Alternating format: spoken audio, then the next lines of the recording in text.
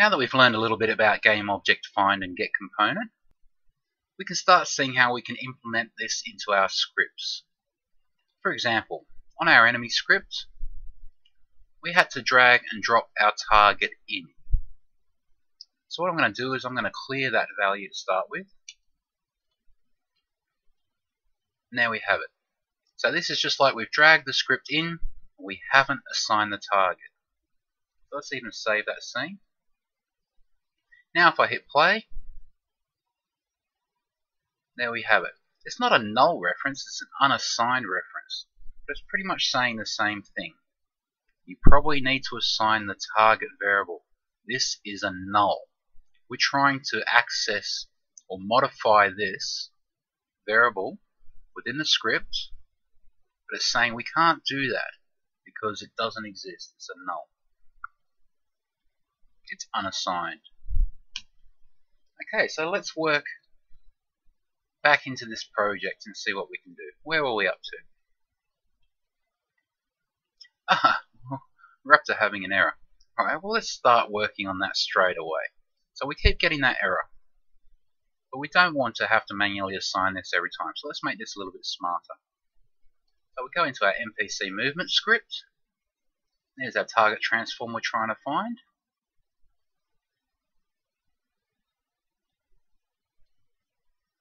So in the start function, let's just make this particular slender. So I said you might use this script in another project, and this target might not be looking for the player. It could be looking for an object that the player spawned. Say we're using this rigid body character controller as a soldier in a real-time strategy game. It's not looking for the player, it's looking for the nearest enemy for it to start shooting at. So only in the case of the slender part of the script here, we definitely want the player, and we want the player as our target. So let's work in here. So if it is slender, we want to get our target as a transform. So I'm just going to... Now remember, we're going to split up our GameObjectFind and our getComponents. So let's just create var target object, and this will be of type GameObject, and this is going to equal, and then we're going to find it, GameObject.find, and we are looking for the player when the NPC is a slender man. And then again, before we go immediately getting component, we're going to check if this exists. Oops. If target object, if it exists, if it is not a null, then we're going to say our target looking for the transform. So we grab our target object, and a lot of these components, because they're inbuilt, like the last example I did rigid body as GameObject as getComponent, you don't always have to do that. Anyway, I'm getting ahead of myself. So we've got the GameObject target object. We want the transform component. So this is a shortened way of saying getComponent like this. Okie dokie. Else, we're going to tell ourselves if this is going to break, where it's going to break. No player object found. I could even word that a bit better.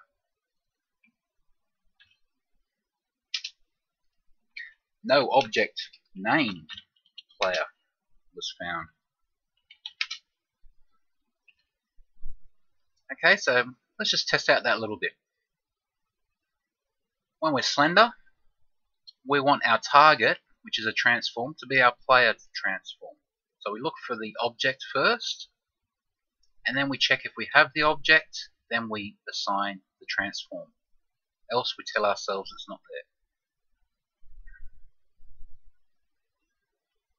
Let's look at the enemy script. So we have none.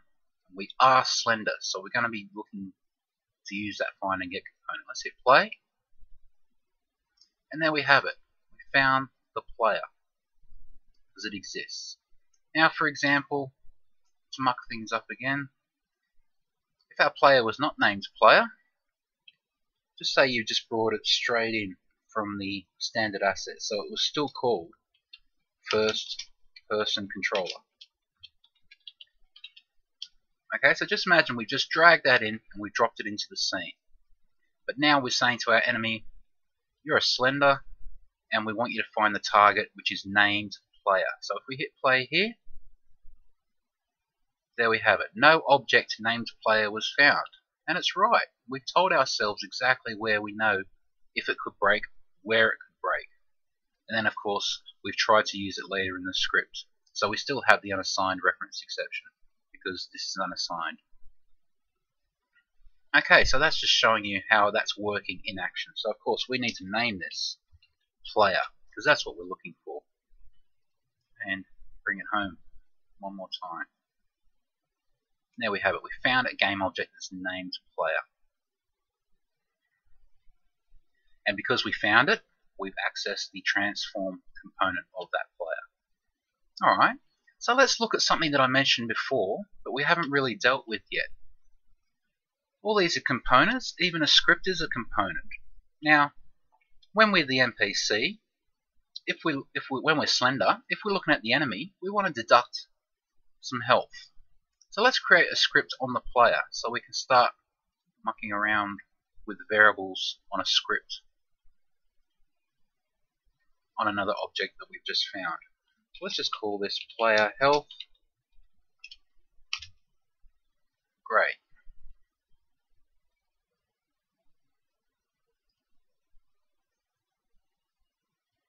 And let's set up a health variable. Variable health, this will be of type float, and equals, let's just set it to 100. So there we have our player health script with a health variable, which is public. I might even demonstrate that. Let's do get component first. So we just created a script for our player. Make sure you attach it to the player. We'll save the scene.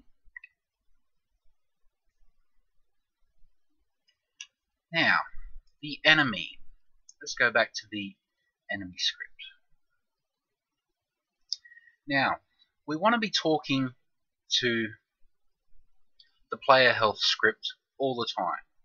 So similarly how we're caching components here by finding them and storing them in a variable, let's create a variable where we can store the script as well. Let's leave it all up here. That was going to be an example for something else. That's why I commented it out, but I've gone right back to Slender. Anyway, so the variable player health script. Now, all the way back to the typecasting. This is a component. This is a component, but just like all these other components that we're storing in our variables, we need to typecast it. Now, what's our player health script going to be typecast? Well, the component is simply the name of the script. So let's see if we put that in and see if everything goes alright. Player health. And we see the IntelliSense is even bringing it up for us. So it must exist. It must be recognized like that. Now, it hasn't come up in blue because it's not one of these inbuilt Unity things. This is a component, it's a script we've created. But in this case, it's a component. Okay, so we've created this, so it's just something that's outside of a rigid body, a transform, a vector 3, all these inbuilt things that Unity knows about. It didn't know about a player health script, that's why it's not in blue. But we have typecast it. So this variable is now only going to store the player health script. And there we have it. This is all going into how do I access variables and other scripts. This is what we're doing right now. Okay, so now we want to populate, we want to assign a value to this. We want to grab that script and whack it in here so we can use it in the future. So all the way down here, we've got our target transform so that we can continue using our directional vectors equations. Now we also want to store a reference to this script. So the PlayerHealth script is going to equal what? So we have our target. Now we can use get component. Because again, like I mentioned above, it's not a transform, it's not a rigid body, it's not a light, it's not something that's built in with Unity. We have to specifically ask for it because we can't just use dot here. So we're looking for get component. Now what component are we looking for?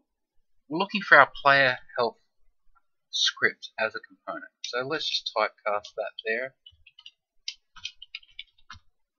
PlayerHealth. Okay, can you see what's been happening there? It's exactly the same as we've been doing everything before, but now we're just storing a reference to our script. So let's see if that part's working. So we'll let it compile out. And then we have our new variable. We're looking for PlayerHealth. Let's hit play. And there we have it, it's happened. If I click on that, it's highlighting the player object. If we look at the player object, yes, we do have a component that is called PlayerHealth. Now this is awesome. There we go, we're already accessing scripts from other game objects without even touching the inspector. It's all done within the script.